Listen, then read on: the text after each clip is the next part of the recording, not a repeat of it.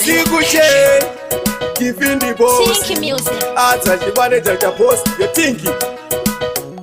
Doita mashiripiti ndakuda patipiti Tsoita kunge mechiki avandi mise nikizinda pindira pindikiti Ndinokanda marikiti Kifindi boss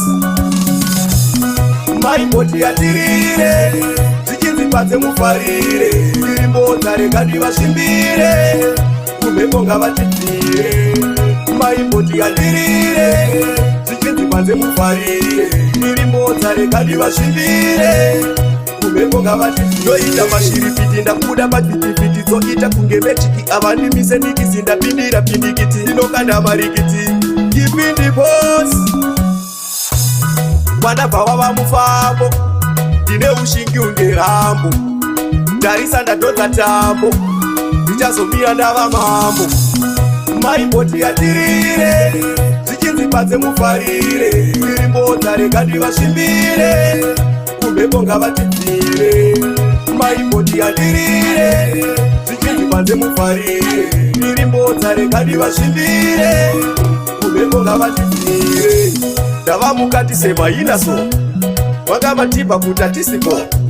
Pandinoipa munomiraho Soshamisa kunge mirako Pandinoipa vanodaira Asi kare kare panze vainifarira Iko sino vakufarira Bati paya paya ndiwo vainikaira Maimoti yatirire Zichinzi panze mufarire Ndirimbodza rekadi vashimbire Kumbepo ngavatibvire Maimboti yatirire Zichinzi panze mufarire Ndirimbodza rekadi vashimbire Kumbepo ngavatibvire Doita mashiripiti ndakuda patipiti Tsoita kunge mechiki avandi mise nikizinda pindira pindikiti Ndinokanda marikiti Kifindi boss Mwana bhawa vamufambo Ndine ushingi ungerambo Ndarisa ndadodza tambo Ndichazomira ndava mambo Maimboti yatirire Zichinzi patse mufarire Ndirimbodza rekadi vashimbire Kumbepo ngavatibvire Maimboti yatirire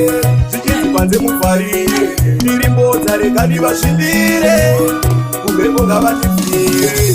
Ndava mukati semaina so Vakamatipa kutatisiko Pandinoipa munomiraho Soshamisa kunge mirako Pandinoipa vanodaira Asi kare kare panze vainifarira Iko sino vakufarira Bati paya paya ndiwo vainikaira